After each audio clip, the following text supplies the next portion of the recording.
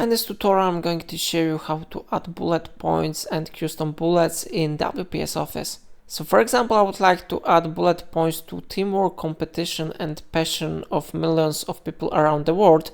So I need to select this text, and after that I need to go to Home tab, and here we need to click on this one icon with an arrow. There are bullet settings, so I click on it.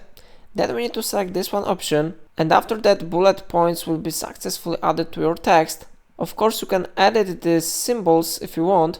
To do it, you need to click on the arrow again, and this time you need to click more bullets. Then you need to click customize settings, and here you can select one from few available symbols, or you can click symbol and select another one symbol. So for example, maybe I will select this one special symbol with an arrow. So I click on it, and then I need to click insert button. After that, it will be successfully added here to the list, so I can click OK button, and how you see, it has been successfully inserted to our text. So in this way you can add bullets in WPS Office. If I helped you, remember to like this tutorial and subscribe my channel. Please let me know in comment if it solved your problem.